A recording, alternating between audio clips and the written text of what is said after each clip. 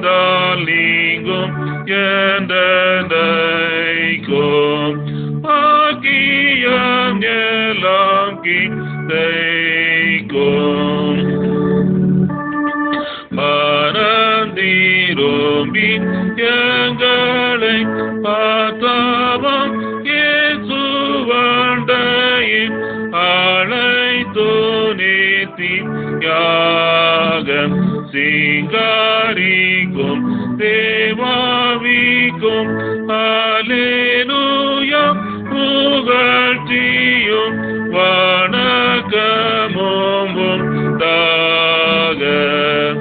வான ஞான வாழ்வினாலும் செல்வத்தாலும் தேற்றி வாரா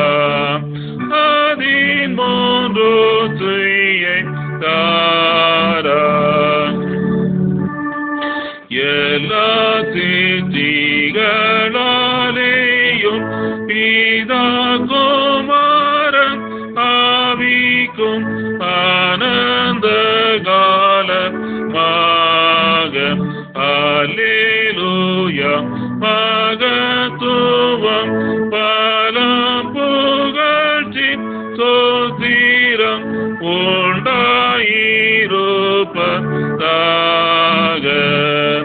ஆமீன் ஆமீன். நீரானந்தமாதி எந்தம் பரிசுத்தம் பரிசுத்தம் பரிசுத்தம்.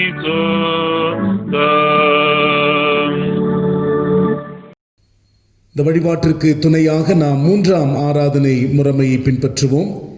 இறை வழிபாட்டு நூலிலே 94ஆம் பக்கம். நாம் கடவுளை தொழுவோம். கர்த்தரின் வாசல்களில் நன்றி எறிதலோடும் அவர் பிரகாரங்களில் துதியோடும் பிரவேசியுங்கள். அவருக்கு நன்றி செலுத்தி அவர் நாமத்தை தோத்தரியுங்கள். கர்த்தர் நல்லவர், அவர் கிருபை என்றென்றும், அவர் உண்மை தலைமுறை தலைமுறைக்கும் உள்ளது. நம்மை உண்டாக்கின கர்த்தருக்கு முன்பாக நாம் பணிந்து குனிந்து முழங்காற்படியிட கடவோம். வாருங்கள். அவர் நம்முடைய கடவுள், நாம் அவர் மேய்ச்சலின் ஜனமும் அவர் கைக்குள்ளான ஆடுகளுமாம். கர்த்தருடைய பர்வதத்தில் ஏறுபவன் யார்? அவருடைய பரிசுத்த ஸ்தலத்தில் நிற்பவன் யார்? சுத்தமுள்ள கைகளும் மாசற்ற இருதயமுடையவனாய், வீணானதை பற்றி கொள்ளாமலும் கபடாய் ஆணையிடாமலும் இருக்கிறவனே. நமது கடவுளாகிய ஆண்டவருக்கோ மிகுந்த இரக்கமும் மன்னிப்பும் உரியது. நாம் அவருக்கு விரோதமாய் துரோகம் செய்தோம். நமது கடவுளாகிய கர்த்தரின் சொல்லுக்கு செவிகொடாமற் போனோம்.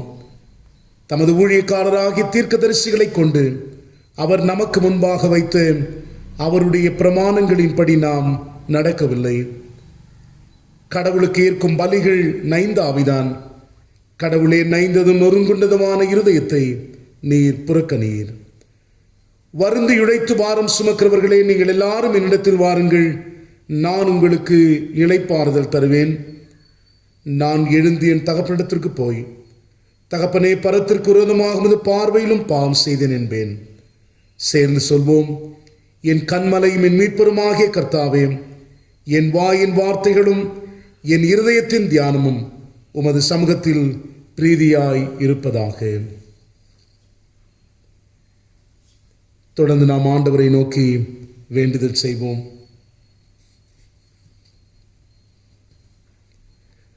சர்வ வல்லமையுள்ள கடவுளே, நாங்கள் எங்கள் ஆண்டவர் இயேசு கிறிஸ்துவின் மூலமாய் உமது சமூகத்தில் எங்கள் வணக்கத்தையும் தோத்திரத்தையும் செலுத்த வந்திருக்கிறோம்.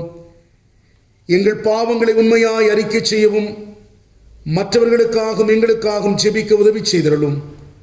உமது திருவசனத்தை நாங்கள் கேட்கும்போது உமது அன்பின் மகத்துவத்தை அதிக உண்மையாய் அறிந்து கொள்ளவும், உமது கிருபையின் கனிகளை எங்கள் வாழ்க்கையில் காட்டவும் அருள் புரிய வேண்டும் என்று எங்கள் ஆண்டவர் இயேசு கிறிஸ்துவின் வழியாய் வேண்டிக் கொள்ளுகிறோம் எங்கள் தூய பிதாவே.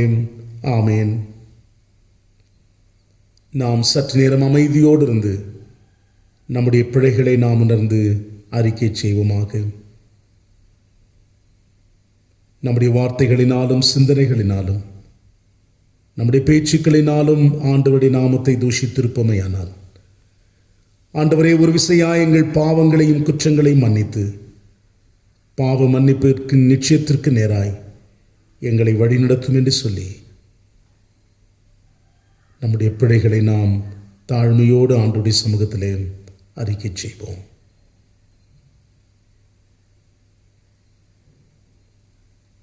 முதலாம் பாவரிக்கை ஜெபத்தை நாம் அனைவரும் சேர்ந்து எடுப்போம்.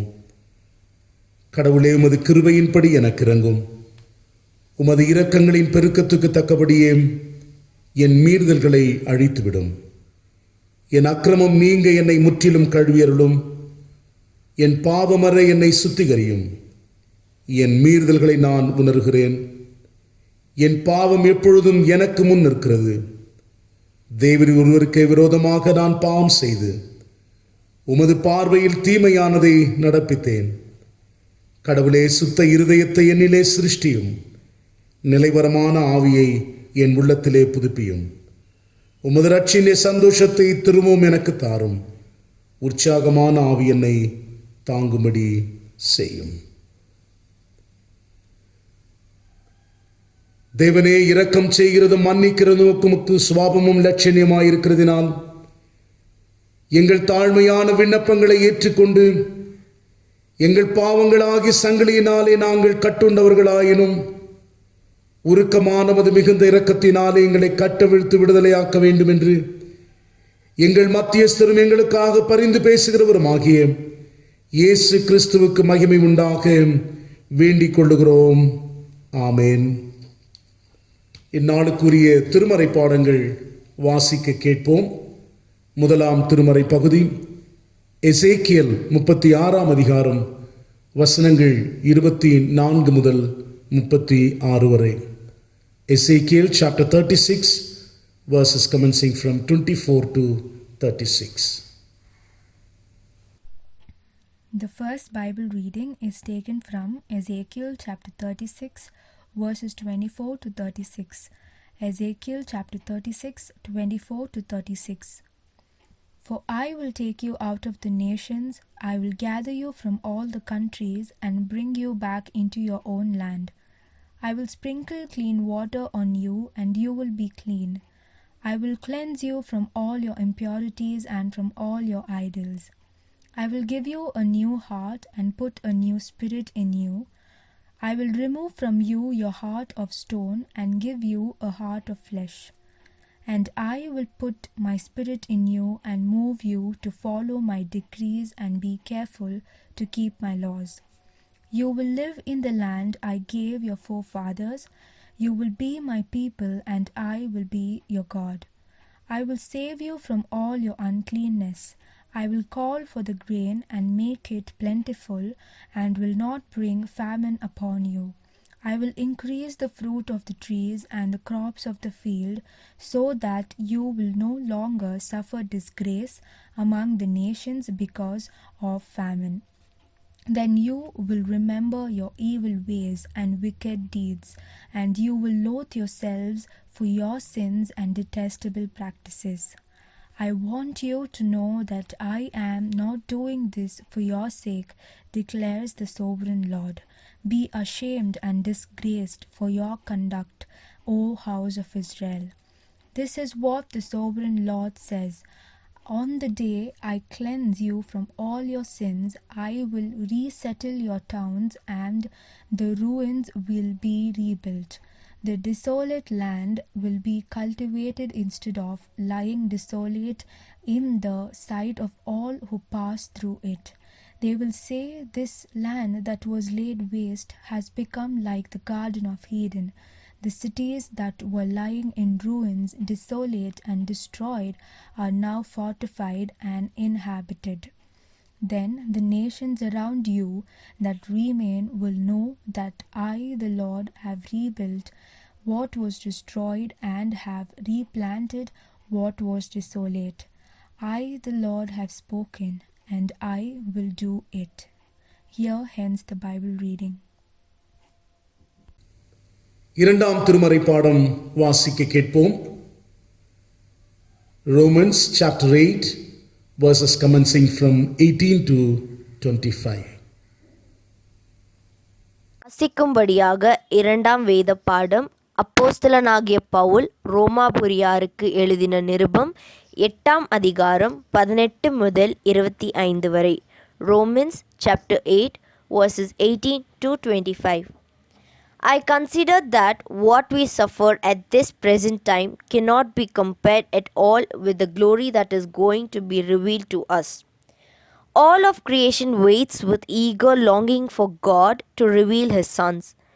For creation was condemned to lose its purpose, not of its own will, but because God willed it to be so. Yet there was the hope that creation itself would one day be set free from its slavery to decay and would share the glorious freedom of the children of God. For we know that up to the present time all of the creation groans with pain like the pain of childbirth. But it is not just creation alone which groans.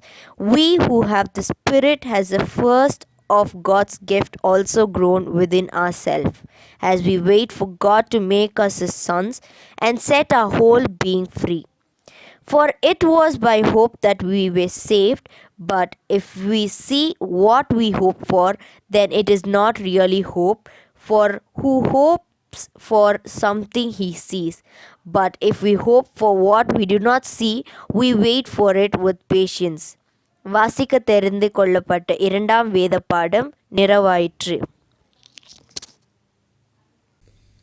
தொடர்ந்து ஆண்டவருடைய நாமம் மகிமைப்படும்படியாக நாம் அனைவரும் சேர்ந்து கீர்த்தனையில் 153வது கீர்த்தனை, இயேசுவே கிருபாசனாபதியே என்ற பாடலை நாம் இணைந்து பாடுவோம்.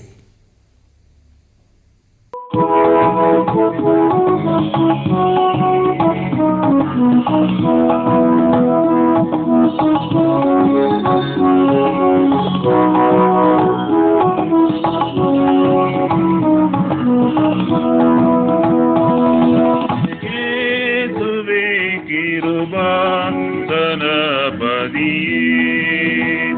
கட்டையிலிஞ்சனை மீட்டருள் இயேசுவே கிருபாசனாபதியே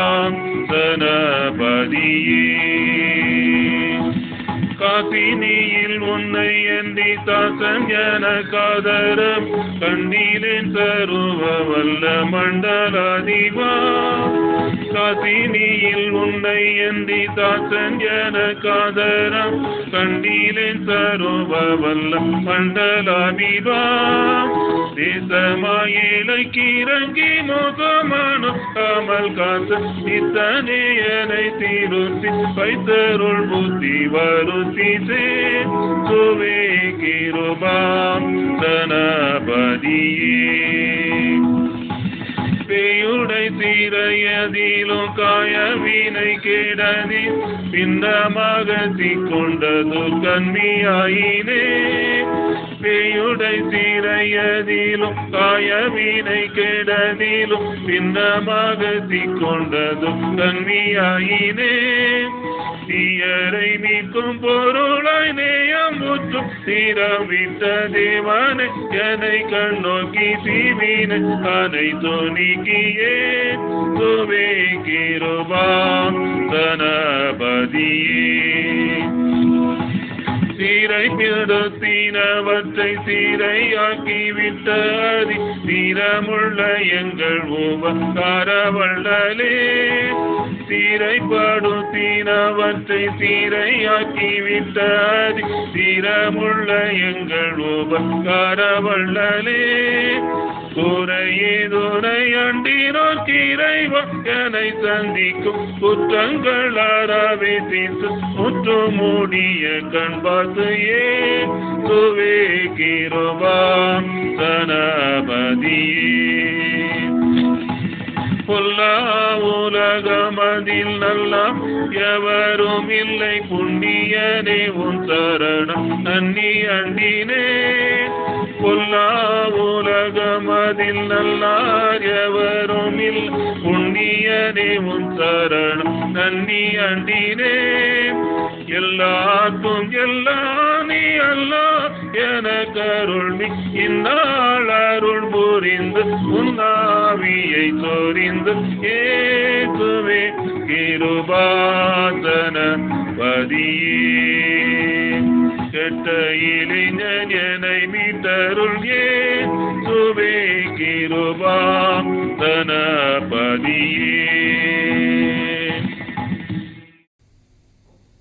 இந்நாளுக்குரிய நற்செய்தி பகுதி தூய யோவான் எழுதிய நற்செய்தி நூல் 20ஆம் அதிகாரம் வசனங்கள் 19 முதல் 23 வரை வாசிக்க கேட்போம். Gospel according to St. John chapter 20 verses commencing from 19 to 23. வாசிக்கும்படியாக குறிக்கப்பட்ட சுவிசேஷ பாடம் பரிசுத்த யோவான் 20ஆம் அதிகாரம் வசனங்கள் 18 தொடங்கி 23 முடிய.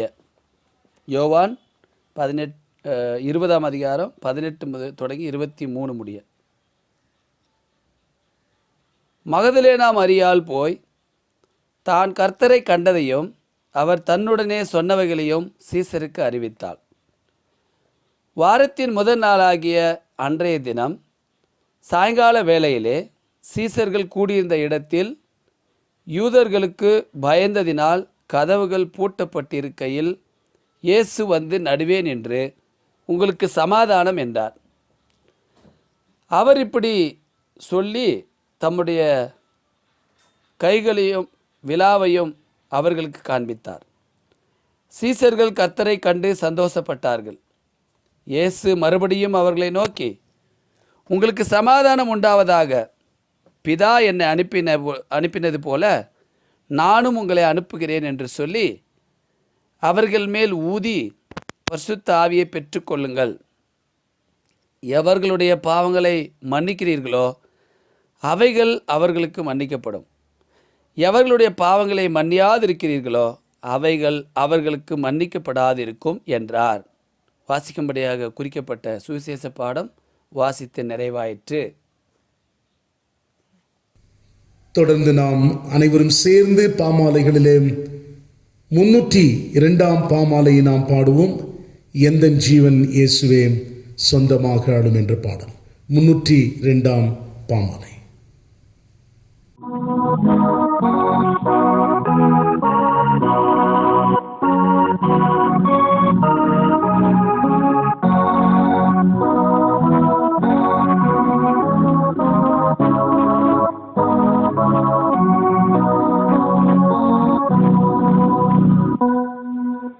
எந்தன் ஜீவன் இயேசுவே சொந்தமாக ஆளுமே. எந்தன் காலம் நேரமும் நீர் கையாடியருளும்.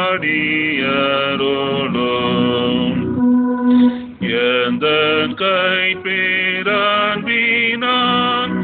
ஏவப்படும் எந்தன் கான் சேவை செய்ய வீரையும் அழகாக விளங்கும்.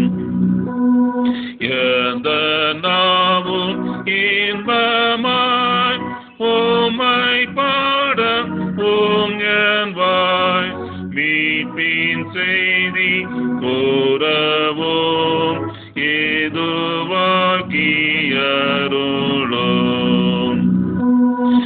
எந்த நாசி தேவரி மூற்றுமங்கி தரிப்பீர் போதி கல்வி யாவையும் சித்தம் போற்றயோகியும்.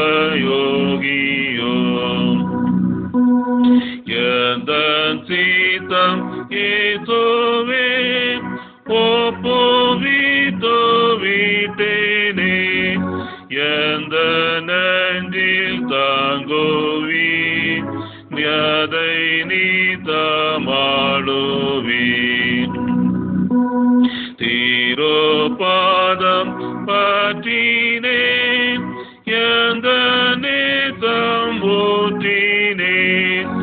என்னையே மூலமாய் தத்தம் செய்தேன் நீத்தமா. தலைகளை தாழ்த்தி நாம் ஆண்டவரை நோக்கி பிரார்த்தனை செய்வோம்.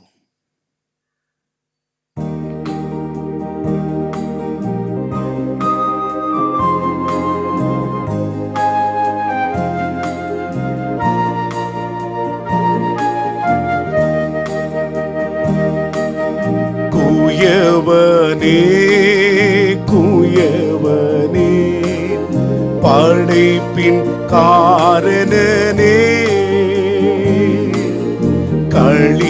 களிமண்ணான என்னையுமே கண்ணோக்கி பார்த்திடுமே. குயவனே குயவனே படைப்பின் காரணனே களிமண்ணான என்னையுமே கண்ணோக்கி பார்த்திடுமே.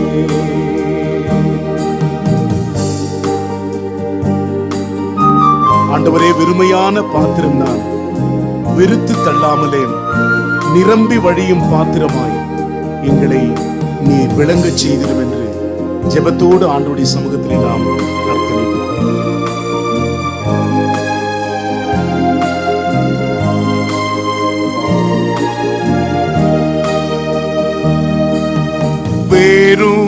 வெறுமையான பாத்திரம் நான் வெறுத்து தள்ளாமலே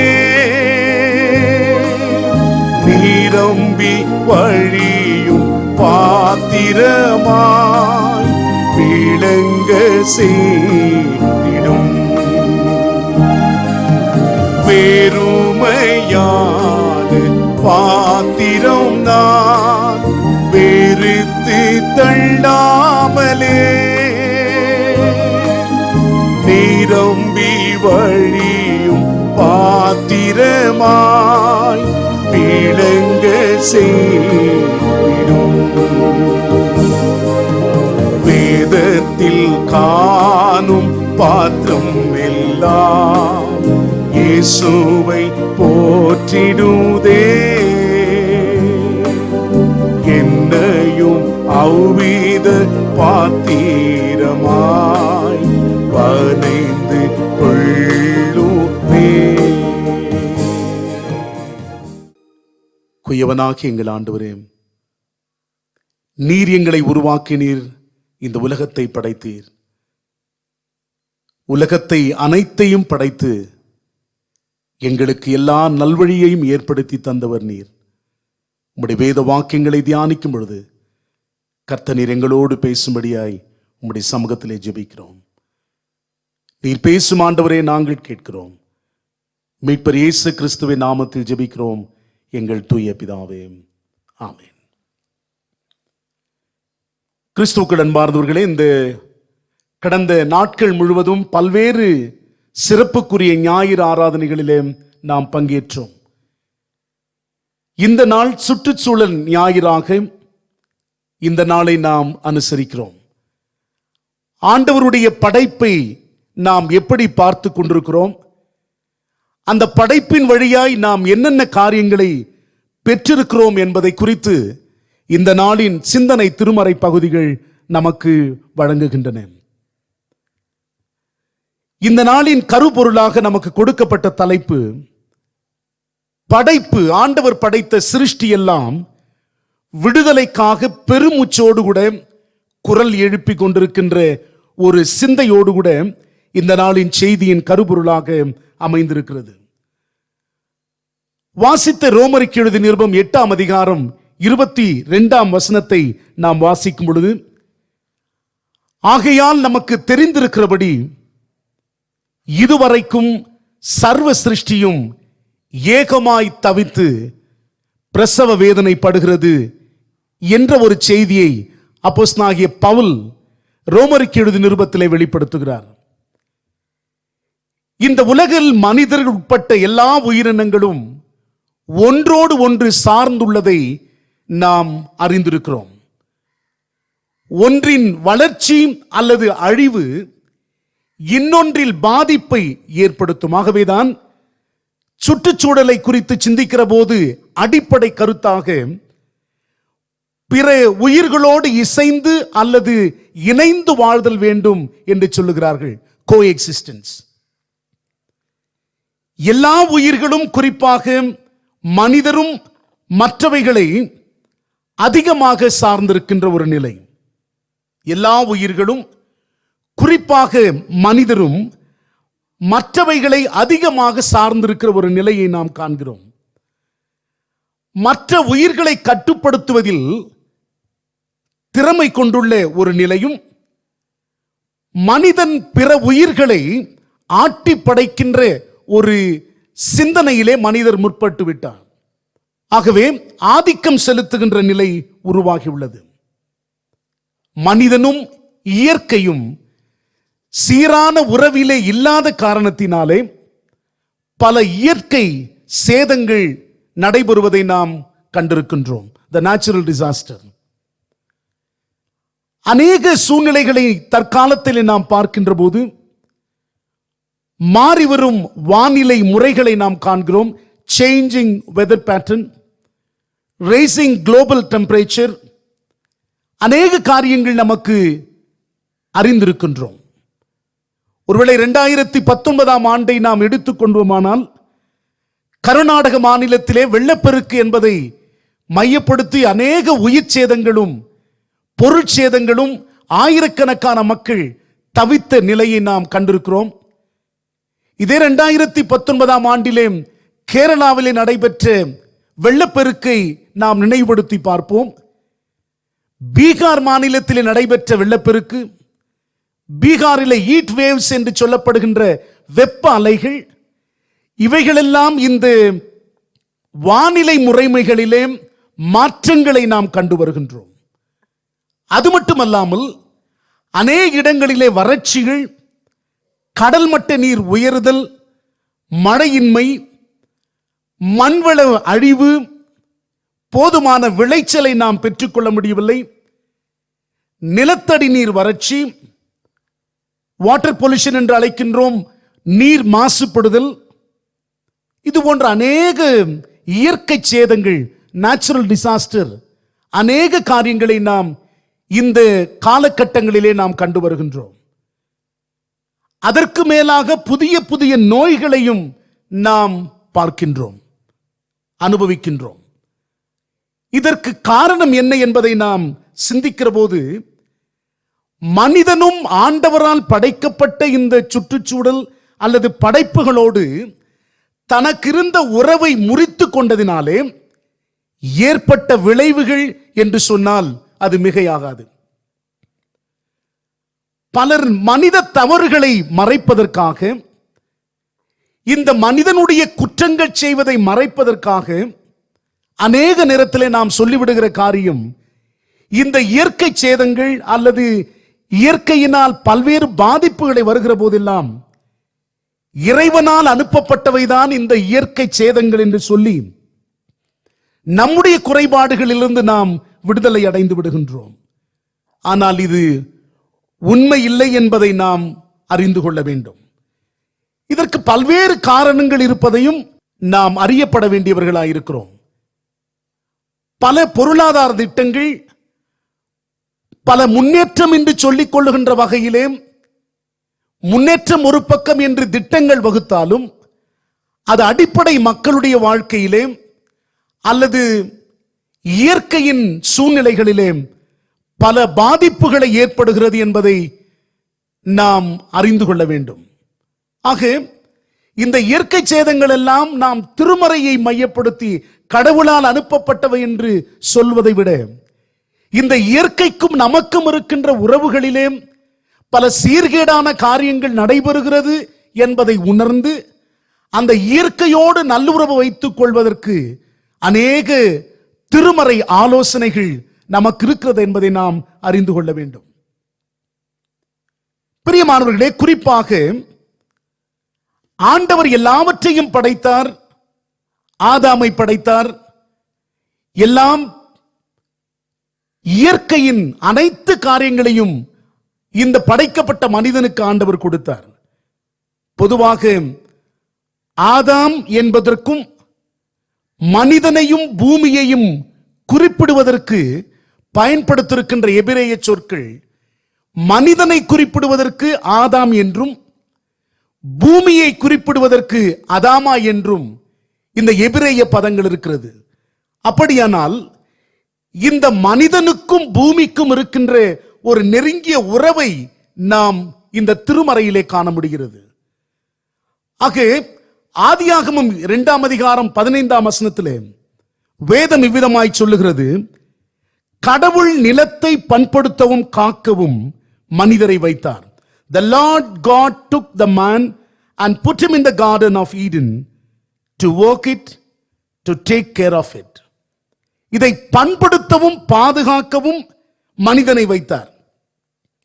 அதே ஆதியாகமம் 1ஆம் அதிகாரம் 28ஆம் வசனத்திலே வாசிக்கிற போது, பூமியை நிரப்பி கீழ்ப்படுத்தி அதை ஆண்டு கொள்ளுங்கள் என்று சொல்லப்பட்டிருக்கிறது. Subdue it and rule over it. அநேக நேரத்திலே பூமியை நிரப்பி கீழ்ப்படுத்தி ஆண்டு கொள்ளுங்கள் என்ற திருமறை வசனத்தை நாம் தவறாக புரிந்து கொள்வதினாலே சுயநலத்தோடு கூட கடவுள் கொடுத்த எல்லா விதமான அருட்கொடைகளை நாம் வித்தியாசமாய் பயன்படுத்த ஆரம்பித்து விட்டோம். பிரியமான தேவனுடைய பிள்ளைகளே, வேதத்தில் அநேக எச்சரிப்புகள் ஆண்டவரால் நமக்கு கொடுக்கப்பட்டிருக்கிறது. ஆதியாகமம் 3ஆம் அதிகாரம் 17ஆம் வசனத்திலே, நிலம் மனிதனுடைய கொடுமையால் சபிக்கப்பட்டதாக மாறுகிறது என்று வேதத்திலே நாம் வாசிக்கிறோம்.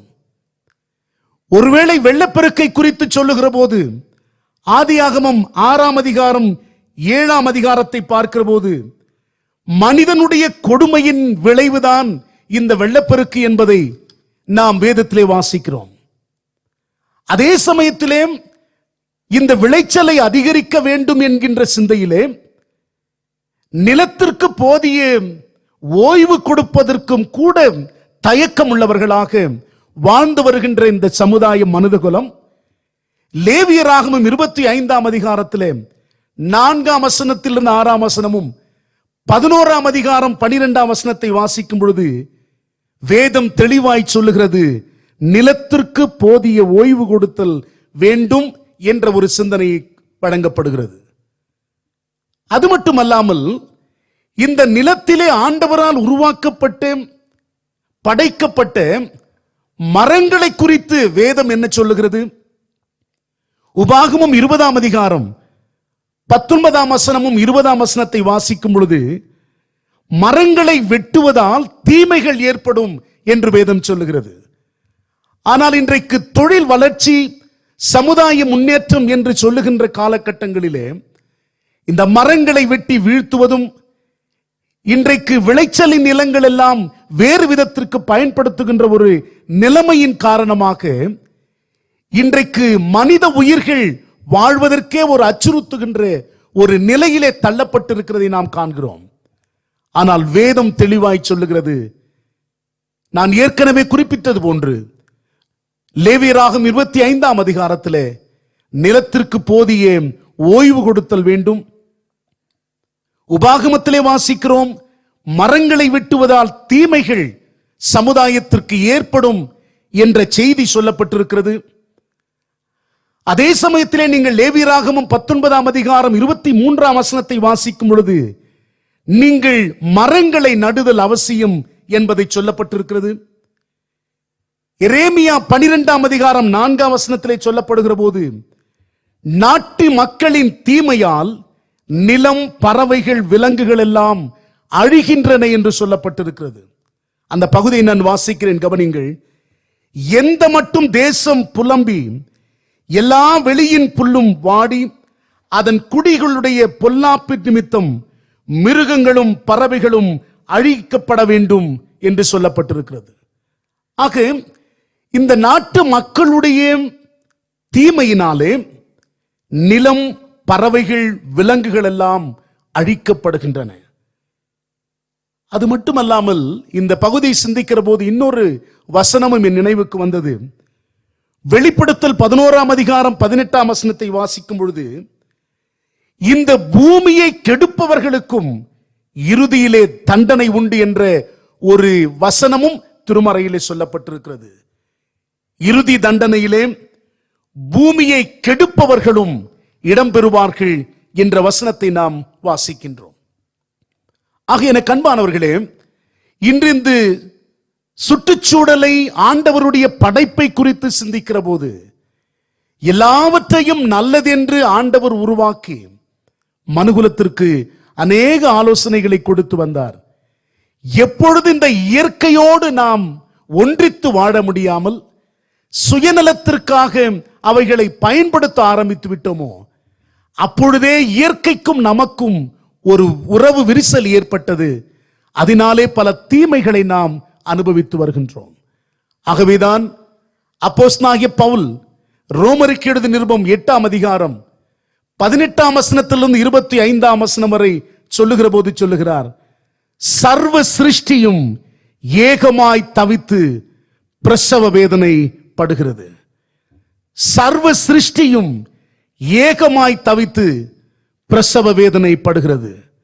அன்பான தேவனுடைய பிள்ளைகளே, படைக்கப்பட்ட அனைத்து உயிர்களும் உயிரற்றவைகளும் கடவுளின் வெளிப்பாட்டிற்காக காத்திருக்கிறது என்று அப்போஸ்தலனாகிய பவுல் ரோமருக்கு எழுதிய நிருபம் 8ஆம் அதிகாரம் 18-19 வசனங்களை சொல்லுகிறார். All created beings, animated and inanimated, are waiting for the revelation of God. ஆக எனக்கு அன்பானவர்களே, மனிதனின் பாவத்தினாலே இந்த படைப்புகள் எல்லாம் மிகவும் துன்பத்திற்கு ஆளாகி இருக்கிறது என்பதை அப்போஸ்தலனாகிய பவுல் வெளிப்படுத்துகின்றார். இன்றைக்கு இந்த பூமி எப்படி இருக்கிறதுன்னு சொல்லுகிற போது, இந்த பூமி எல்லா வகையான நோய் கிருமிகளினால் நிறைந்திருக்கிறது. Today the earth is full of virus of all kind. The microscopic nano microorganism are threatening the very existence of human race. நுண்ணிய உயிர்கள் மனித இனத்தின் இருத்தலையே வாழ்வை அச்சுறுத்துவதாக இருக்கிறது. COVID-19 ஒரு பெரிய கொடிய நோயாக மாறி இருக்கிறது. அன்பானவர்களே, இந்த சூழ்நிலையிலே ஒருவேளை முன்பெல்லாம் நம்ம வெளியே போயிட்டு வீட்டுக்கு வந்தா எந்த ஆபத்து இல்லாம நம்ம வீட்டுக்கு வந்து சேருவோம்னு நினைப்போம். ஆனால் இன்றைய காலகட்டங்களிலே ஆரோக்கியமாக வீடு திரும்பினாவே போதும் என்கின்ற ஒரு நிலைக்கு தள்ளப்பட்டிருக்கிறோம். The fear has entrapped humanity. பயம் என்பது மனித குலத்தை சிக்க வைத்துள்ளது. இன்னைக்கு இருக்கிற நிலைமை என்னன்னா, the fear of touching one another. ஒருவரை தொடுவதே பயமாக மாறிவிட்டது. fear of sitting in any place. எந்த இடத்திலும் அமர்வதற்கு பயந்திருக்கிறோம். The COVID-19 made all of us are untouchables. ஒருத்தர் கை கூட கொடுக்க முடியாம, ஒருத்தர் பார்க்க முடியாம நிலையிலே தள்ளப்பட்டிருக்கின்றது இந்த பூமியினுடைய கொடிய விஷக்கிருமிகள். அன்பானவர்களே, ஒருவேளை இப்படிப்பட்ட கால சூழ்நிலைகள் எல்லாம் நாம் யோசிக்கும் பொழுது, ஆகையால் இந்த முழு படைப்பும் தேவனுடைய புத்திரர் வெளிப்படுவதற்கு சிருஷ்டியானது ஆவலோடு காத்திருக்கிறது என்று பவுலடிகளார் எழுதுகிறார். ஆகவேதான் சொல்லுகிற போது, பிரசவ வேதனை போலவே முழு படைப்பு வேதனைப்படுகிறது. இதற்கும் காரணம் என்ன? ரோமர் 5ஆம் அதிகாரம் 12ஆம் வசனத்தையும் ஆதியாகமம் 3ஆம் அதிகாரம் 17ஆம் வசனத்தை வாசிக்கும் பொழுது, மனிதர்களின் மீறுதல்களினால் இயற்கையும் பாதிப்புக்குள்ளாகி இருக்கிறது. ஆகவே என அன்பானவர்களே, ஒரு மனிதன் தன் கடவுளின் மகனாக, அவருடைய பிள்ளையாக எப்படியாவது மாற வேண்டும் என்று முயற்சித்து அர்ப்பணிப்பது போன்று இந்த அழிவிலிருந்து இந்த இயற்கையை பாதுகாக்க விடுவிக்க வேண்டியது நம்முடைய கடமையாய் இருக்கிறது. இயற்கையோடு ஒன்றித்தவர்களாய் நாம் வாழ முற்பட வேண்டும் என்ற ஆலோசனை கொடுக்கப்படுகிறது. கீர்த்தனை புத்தகத்திலே ஒரு அருமையான பாடல், ஆண்டவர் கொடுத்த அருட்கொடைகளுக்காக நாம் நன்றி செலுத்துகின்றோம். நன்றியால் நெஞ்சம் நிறைந்திடுது. இந்த பாட்டு நமக்கு எல்லாருக்கும் தெரியும் நினைக்கிறேன். இந்த பாடலிலே இந்த வரிகள் இவ்விதமாக வருகிறது: வாழ்வினை தாங்கிடும் விலங்கினங்கள், வானிசை பாடிடும் புள்ளினங்கள், வாழ்வினவு நமக்கு உணவு இந்திடும் வயல் நிலங்கள், வாழ்வையே இந்திடும் உயிரினங்கள், இவையெல்லாம் விடுதலைக்காக ஏங்கி தவித்திருக்கிறது. ஒருவேளை நன்றியால் நெஞ்சம் நிறைந்திடுதே என்று நாம் சொல்லுகிற போது, இந்த விலங்கினங்கள், பூமி, எவைகளெல்லாம் விடுவிக்கப்பட வேண்டுமோ, அப்போஸ்தலனாகிய பவுல் சொல்லுகிறது போல, இவைகளெல்லாம் பிரசவ வேதனை அடைந்து எப்பொழுது விடுவு காலம் வரும் என்று ஏங்கி தவிக்கின்ற ஒரு நிலையிலே அப்போஸ்தலனாகிய பவுல் சொல்லுகிறார். நன்றியால் நெஞ்சம் நிறைந்திடுதே என்று சொல்லுகிற நாம் இதன் விடுதலைக்காகவும் பாடுபடுவதற்கு உழைக்க அழைக்கப்படுகிறோம். இந்த பாட்டையும் தெரிஞ்சவங்க நீங்களும் சேர்ந்து பாடுங்க.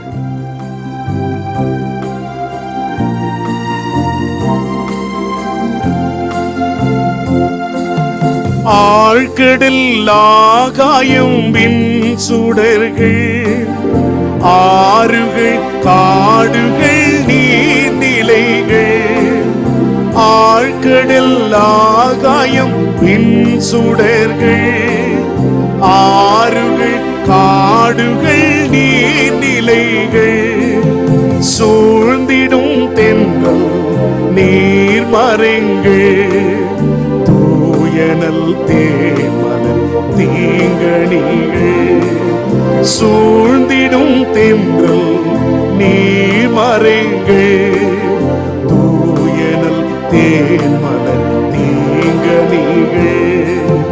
நன்றியால் நெஞ்சம் நிறைந்திடுதே, நன்மைகள் நாடும் நினைந்திடுதே. என்னருள் நாதர் அருள்கொடைகள் எத்தனை ஆயிரம் என்றிடுதே. நன்றியால் நெஞ்சம் நிறைந்திடுதே. ஆ ஆ ஆ ஆ வாழ்வினை தாங்கிடும் விலங்கினங்கள், வானிசை பாடிடும் புள்ளினங்கள். வாழ்வினை தாங்கிடும் விலங்கினங்கள், வானிசை பாடிடும் புள்ளினங்கள். வாழ்வுணவீந்திடும் வயல் நிலங்கள், வாழ்வையே ஏந்திடும் உயிரினங்கள். வாழ்வுணவீந்திடும் வயல் நிலங்கள், வாழ்வையே ஏந்திடும் உயிரினங்கள். நன்றியால் நெஞ்சம் நிறைந்திடுதே. ஆ ஆ ஆ ஆ.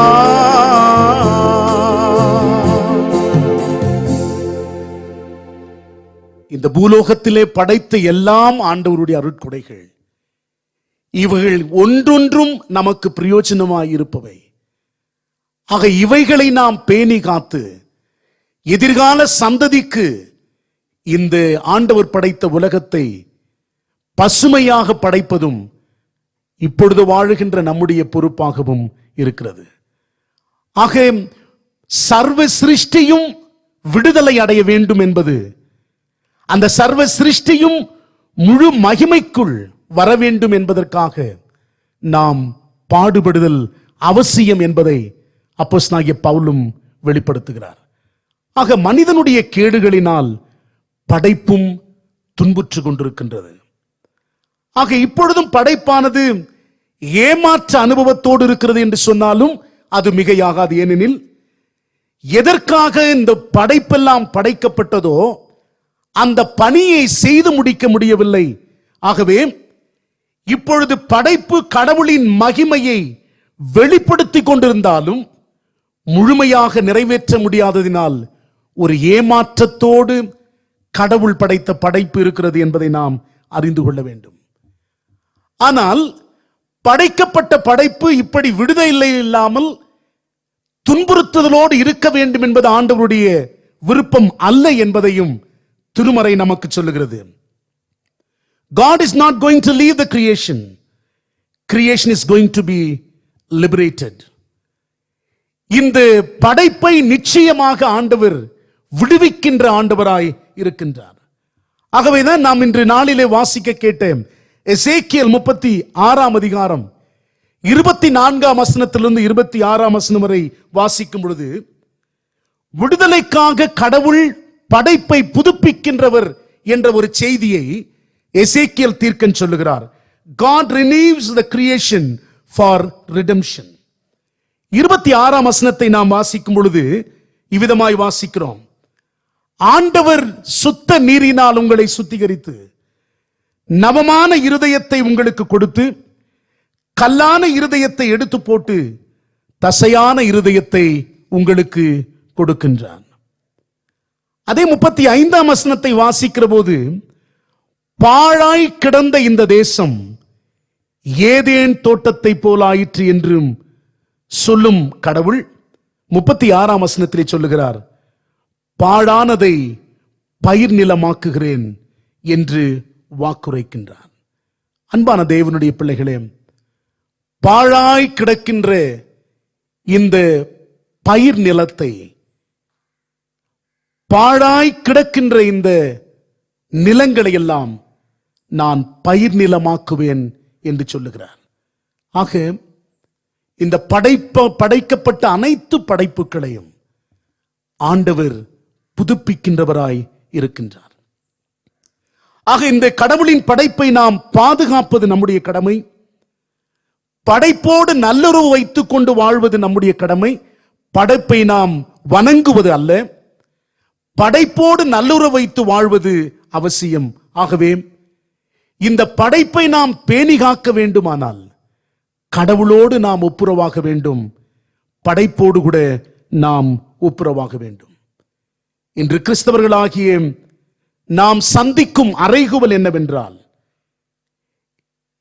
இந்த காலகட்டங்களிலே கடவுளுடைய அரசை இந்த உலகத்திலே எதிர்பார்க்கப்பட வேண்டும் என்றால் கடவுள், மனிதன், இயற்கை அனைத்தும் இணைந்து வாழுகின்ற போதுதான் ஒரு நல்ல எதிர்காலம் உருவாக்கப்படும். கடவுளுடைய ராஜ்யம் இந்த உலகத்திலே கட்டப்படும். ஆகவே என கண்பானவர்களே, இந்த சுற்றுச்சூழல் ஞாயிறின் காலை ஆராதனையிலே ஆண்டவர் நமக்கு போதிக்கிற காரியம், உங்களுக்காக படைக்கப்பட்ட இந்த உலகத்தை, அந்த உலகத்தோடு நீங்கள் படைக்கப்பட்ட படைப்புகளோடு நல்லுறவோடு நீங்கள் வாழுங்கள், நீங்களும் அதை பயன்படுத்திக் கொள்ளுங்கள், எதிர்கால சந்ததிக்கும் அதை நீங்கள் வையுங்கள். ஆகவே முழு படைப்பும் விடுதலைக்காக ஏங்கி தவிக்கிறது. இன்றைக்கு நம்முடைய பொறுப்பு என்ன? ஆண்டவரால் படைக்கப்பட்ட இந்த உலகத்தை மீட்டெடுத்து ஆண்டவருக்கு மகிமையோடு முழு படைப்பும் மனுகுலமும் ஒருங்கிணைந்து வாழ்வதற்கு வழி செய்வதற்கு நம்மையும் அர்ப்பணிக்க ஆண்டவர் விரும்புகிறார். டி.என். சேஷன் அவருடைய வாழ்க்கையில் நடந்த சம்பவத்தை நான் சொல்லி முடிக்க விரும்புகிறேன். டி.என். சேஷன் அவர்கள் இந்தியாவினுடைய ஒரு எலெக்ஷன் கமிஷனராக அவர்கள் பணியாற்றினார்கள். ஒரு சிறப்பான பொறுப்பில் இருந்தவர்கள். அவரும் அவருடைய துணைவியாரும் உத்தரப்பிரதேச மாநிலத்திலே ஒரு மாங்காய் தோப்பு வழியாக பயணம் செய்து கொண்டிருந்த போது அங்கே அந்த மாங்காய் மரத்திலிருந்து 2 குருவி கூண்டுகள் அங்கே பார்த்தார்களாம். உடனே அந்த வாகனத்தை நிறுத்தி அந்த காவல் போலீசாரிடம் சொன்னார்களாம், நிறுத்துங்கள், அங்க ஒரு சின்ன பையன் மாடு மேய்ச்சிட்டு இருக்கிறான், அவனை கூட்டிட்டு வந்து எனக்கு அந்த 2 கூண்டை எடுத்து கொடுங்க, நம்ம வீட்டில் அழகா வைக்கலாம்னு சொன்னாங்களாம். உடனே அந்த வாகனத்தை நிறுத்தி அந்த சிறு பையனை அழைத்து அந்த போலீஸ்காரன் சொன்னாராம், அந்த 2 கூண்டை, குருவி கூண்டை எடுத்து கொடுத்துருங்கன்னு சொல்லி.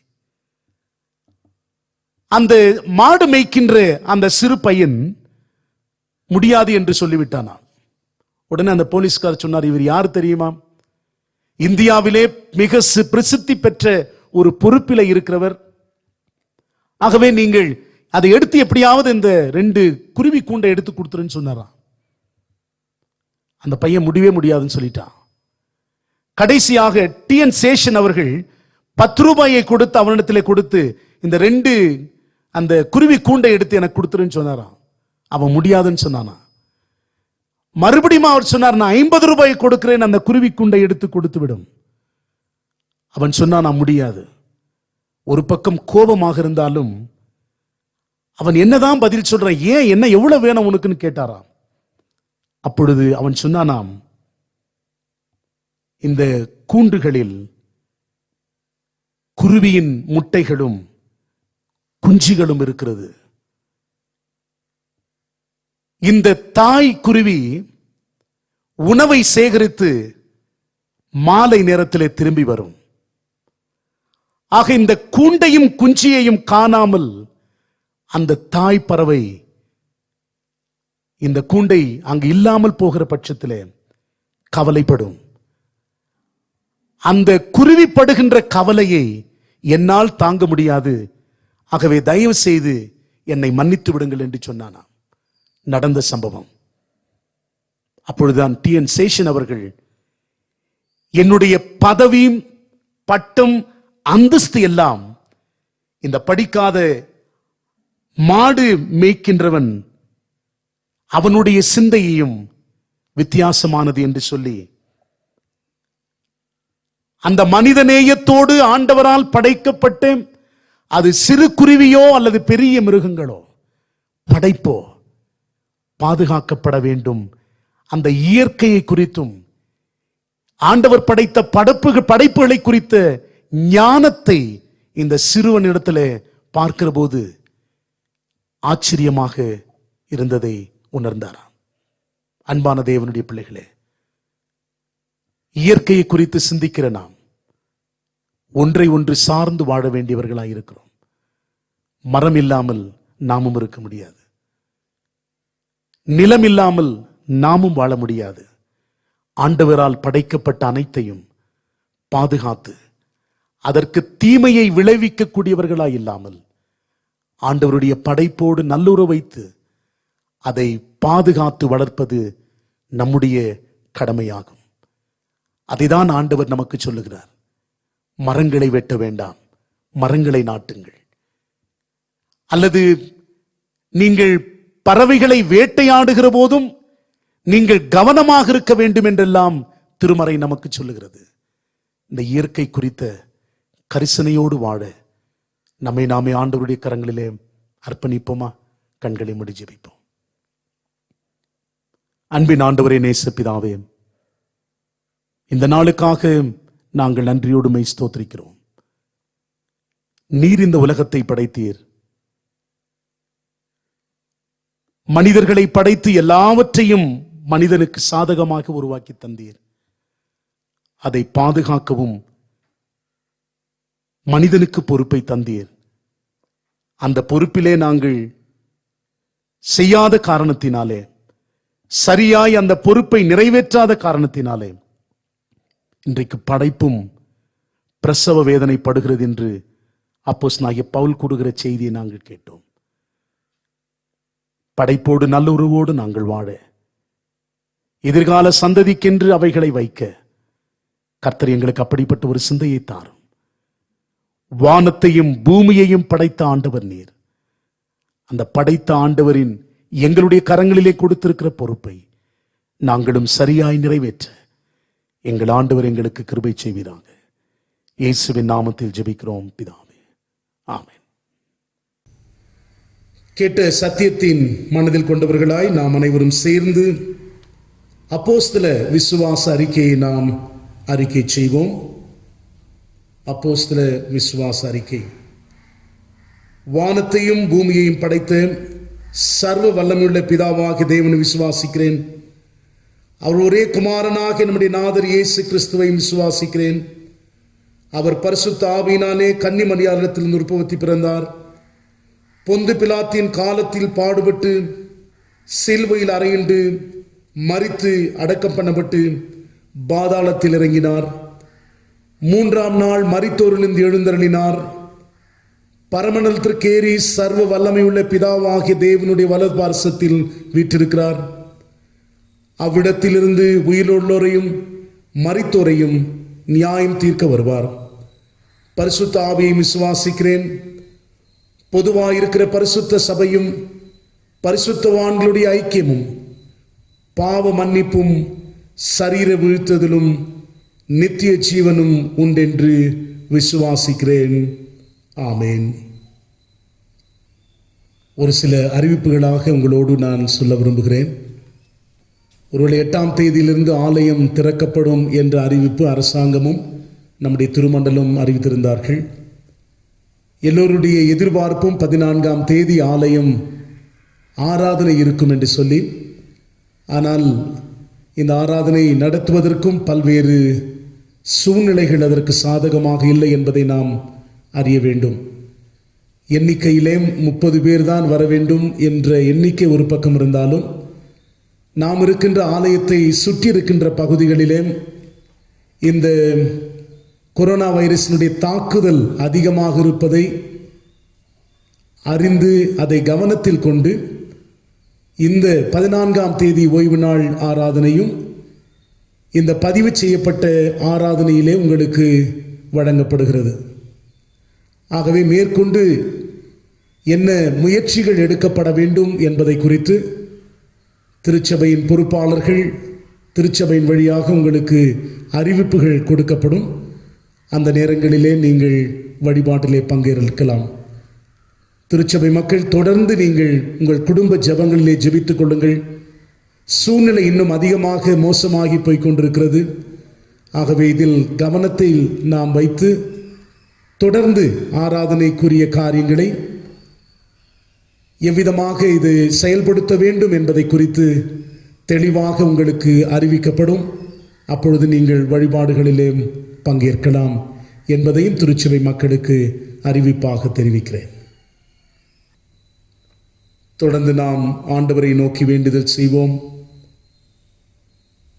சற்று நேரம் அமைதியோடு கூட தேவ பிரசன்னத்தை உணர்ந்து நம்முடைய ஸ்தோத்திரங்களையும் வேண்டுதல்களையும் ஆண்டவர் முன் நாம் மன்றாடுவோம். கடந்த நாட்கள் முழுவதும் ஆண்டவர் நமக்கு பாராட்டின கிருபைகளுக்காக நாம் ஆண்டவருக்கு நன்றி செலுத்துவோம். சோர்ந்து போன நேரங்கள் உண்டு, ஆண்டவர் நமக்கு ஊக்கம் தந்தார். தடுமாறின நேரங்கள் உண்டு, ஆண்டவர் நமக்கு பாதை காட்டினார். நெருக்கடிகளை சந்தித்த நேரங்கள் உண்டு, ஆண்டவர் நமக்கு துணையாளராய் நின்றார். கண்ணீரோடு வேதனையோடு நாம் ஆண்டவருடைய சமூகத்திலே வந்த நேரங்களில் எல்லாம் நீ பயப்படாதே, நான் உன்னுடனே கூட இருக்கிறேன் என்று சொல்லி நம்மை ஆண்டவர் தேற்றிருக்கிறார். நம்மை பலப்படுத்தின ஆண்டவர், நமக்கு பாதுகாப்பை அருளின ஆண்டவருக்கு நம் உள்ளத்தின் ஆழத்திலிருந்து நாம் துதியும் ஸ்தோத்திரங்களையும் நாம் ஏறெடுப்போம். சங்கீதக்காரன் சொல்லுகிறது போல, கர்த்தரை நான் எக்காலத்திலும் ஸ்தோத்திரிப்பேன், அவர் துதி எப்பொழுதும் என் வாயில் இருக்கும். ஒரு நிமிடம் அமைதியோடு ஆண்டவர் நம்முடைய வாழ்க்கையிலே செய்த, குடும்ப வாழ்க்கையிலே தனிப்பட்ட வாழ்க்கையிலே செய்த நன்மைகளை நாம் நினைவு கூர்ந்து ஆண்டவருக்கு நன்றி செலுத்துவோமா? தொடர்ந்து நம்முடைய மன்றாட்டை நாம் ஏறெடுப்போம். நம்முடைய தனிப்பட்ட வாழ்க்கையின் தேவைகள், குடும்ப வாழ்வின் தேவைகளுக்காக நாம் ஆண்டவரை நோக்கி மன்றாடுவோம். வேதம் சொல்லுகிறது, கர்த்தர் தூரத்திலிருந்து நம்முடைய நினைவுகளை கர்த்தர் அறிந்திருக்கிறார். ஆண்டவருடைய பூரணமான வழி நடத்துதல் நம் ஒவ்வொருவரோடு இருக்கும்படியாய் நம் ஆண்டவரை நோக்கி பிரார்த்தனை செய்வோம். இப்பொழுதும் இந்த கொள்ளை நோயினால் பாதிக்கப்பட்டு பல்வேறு அச்சுறுத்துதலை ஏற்படுத்தி வருகின்ற இந்த சூழ்நிலைகளுக்காக நாம் ஆண்டவரை நோக்கி பிரார்த்தனை செய்வோம். ஆண்டவர் இதிலிருந்து முழுமையான விடுதலையை ஆண்டவர் தரும்படியாய் ஆண்டவர் உதவி செய்கிற ஆண்டவரை நோக்கி மன்றாடுவோம். நாளுக்கு நாள் அதிகரித்து வருகின்ற இந்த கொள்ளை நோயின் பாதிப்பு முழு உலகத்தையே பாதிப்புக்குள்ளாய் வழிநடத்தி கொண்டிருக்கிறது. ஆண்டவர் தாமே இப்படிப்பட்ட சூழ்நிலையிலிருந்து நம்மை பாதுகாத்துக்கொள்ள ஆண்டவரை நோக்கி நாம் மன்றாடுவோம். குடும்பத்தின் தேவைகளுக்காக நாம் ஆண்டவரை நோக்கி மன்றாடுவோம். கண்ணீரோடு கவலையோடு இருக்கிற மக்களுக்காக நாம் ஆண்டவரை நோக்கி பிரார்த்தனை செய்வோம். குறிப்பாக ஆலயங்கள் திறக்கப்பட வேண்டும் என்று ஜெபித்த நேரங்கள் உண்டு.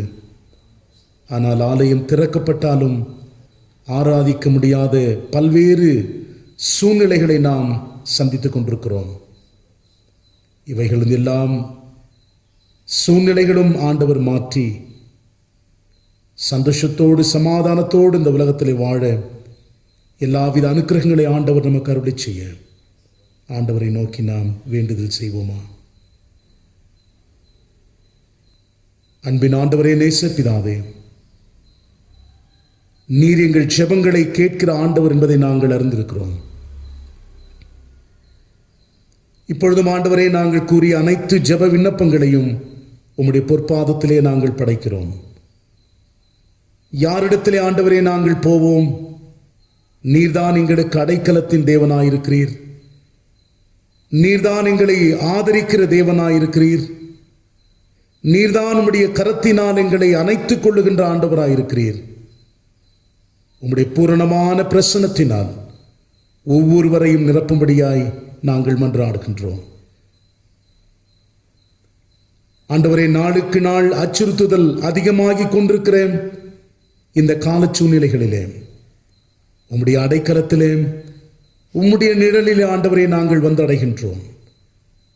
எங்கள் ஜெப விண்ணப்பங்களை ஆண்டவர் கேட்டு நீரே பதில் தந்து நிறைவான ஆசீர்வாதத்தினால் வழிநடத்த வேண்டும் என்று மீட்பர் இயேசுவின் நாமத்தில் ஜெபிக்கிறோம் எங்கள் தூய பிதாவே, ஆமென். நாம் அனைவரும் சேர்ந்து ஆண்டவர் கற்றுத்தந்த ஜெபத்தை ஏறெடுப்போம்.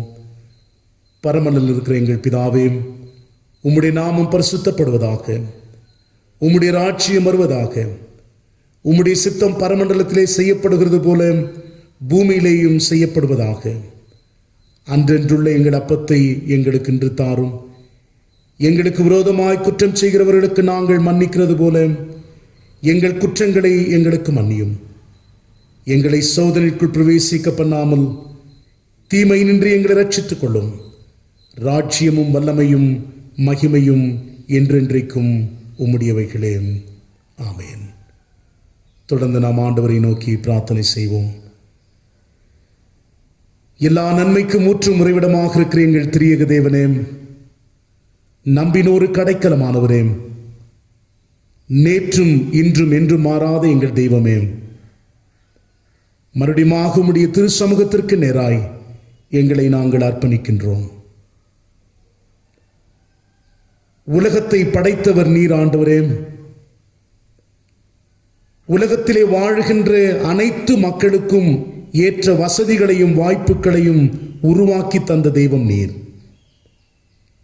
உம்முடைய படைப்பை நாங்கள் பாதுகாக்கின்றவர்களாக இந்த உலகத்திலே வாழவும், படைப்பை அழிக்கின்றவர்களாக அல்ல ஆண்டவரே, அந்த படைப்போடு இணைந்து உமக்கு முதலிடம் கொடுத்து நாங்கள் வாழ கர்த்தர் எங்களுக்கு அனுக்கிரகம் செய்யும்படியாய் மன்றாடுகின்றோம். இயற்கையிலே பல மாற்றங்களை நாங்கள் காண்கின்றோம். தேவரீர் எல்லா சூழ்நிலைகளிலும் உமக்கு நாங்கள் முதலிடம் கொடுத்து உம்மையே நாங்கள் அண்டி பிழைக்கின்றவர்களாக உம்முடைய நிழலிலே நாங்கள் வாழுகின்ற அனுபவத்திலே ஜீவிக்க கர்த்தர் ஒவ்வொருவருக்கும் கிருபை செய்யும்படியாய் மன்றாடுகின்றோம். திருச்சபையின் அனைத்து குடும்பங்களையும் நினைவு கூறுகிறோம் சுவாமி. பெரியோர் முதல் சிறியோர் வரையிலும் ஒவ்வொருவரையும் கர்த்தர் நீர் பேர் பேராக நீர் ஆசீர்வதிக்க வேண்டும் என்று நாங்கள் பிரார்த்தனை செய்கின்றோம். பலவீனத்தோடு இருக்கிற உம்முடைய பிள்ளைகளுக்காக நாங்கள் ஜெபிக்கிறோம். உம்முடைய காயப்பட்ட கரத்தினால் உம்முடைய பிள்ளைகளை நீர் தொட்டு பரிபூரண விடுதலையையும் சுகத்தையும் அருளும்படியாய் பிரார்த்தனை செய்கின்றோம். எல்லா சூழ்நிலைகளிலும் ஆண்டவரே, நீரே எங்களுக்கு அடைக்கலத்தின் தேவனாக, நீரே எங்களுக்கு வாசஸ்தலமாக, நீரே எங்களை காக்கின்ற தெய்வமாய் தொடர்ந்து நீர் வழிநடத்த வேண்டும் என்று எங்கள் ஆண்டவரும் அருமரட்சகருமாகிய இயேசு கிறிஸ்துவின் நாமத்தில் ஜெபிக்கிறோம் எங்கள் தூய பிதாவே, ஆமென். சேர்ந்து சொல்வோம். என் ஆத்துமாவே கர்த்தரை ஸ்தோத்திரி, என் முழுமே பரிசுத்த நாமத்தை ஸ்தோத்திரி. என் ஆத்துமாவே கர்த்தரை ஸ்தோத்திரி, கர்த்தர் செய்த சகல உபகாரங்களை மறவாதே. ஆமென். ஆண்டவருடைய ஆசீர்வாதத்தை நாம் பெற்றுக்கொள்வோம். நமது ஆண்டவராகிய இயேசு கிறிஸ்துவின் கிருபையும் பிதாவாகிய தேவனுடைய அன்பும் பரிசுத்த ஆவியானவருடைய வழிநடத்துதல், சந்தோஷம், சமாதானம், நிறைவான தேவ பிரசன்னம் நம் அனைவரோடும் இன்றும் என்றும் சதா காலம் நிலைத்திருப்பதாக. ஆமென். வழிபாட்டிற்கு துணையாக நாம் அனைவரும் சேர்ந்து பாமாலைகளிலே 328ஆம் பாமாலை அஞ்சாதிரு என் நெஞ்சமே என்ற பாடலை நாம் இணைந்து பாடுவோம்.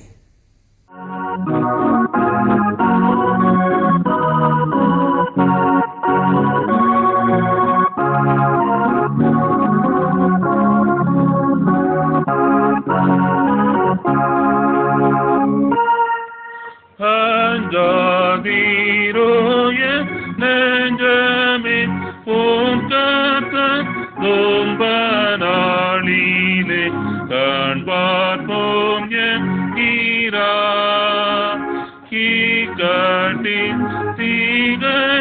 தீகையாதீரும் தகுந்த துணை உனது தப்பாமல் செய்குவான். சாவீதும் யோபும் யோசேப்பும் அநேக நீதிமான்களும் உன்னிலும் பகுவார். கசியடைந்து பக்தியில் வேரூன்றியேற்ற வேளையில் வாழ்ந்தார்கள் போத்தியார்.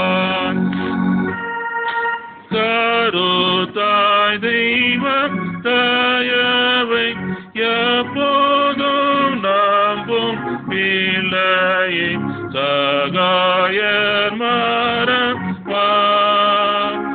மெய்பக்தி ஒன்றில் வேர்கொண்டார் இரக்கமான கரத்தாம் அனைத்து பாலிப்பாம். நஞ்சமே மகிழ்ந்தீரும் பேலோகம் துன்பம் உனக்கு பொல்லாப்பும் செய்யாதே. இம்மானுவேலும் கண்மலை அவர் மேல் வைத்த நம்பிக்கை அபத்தமாகாதே.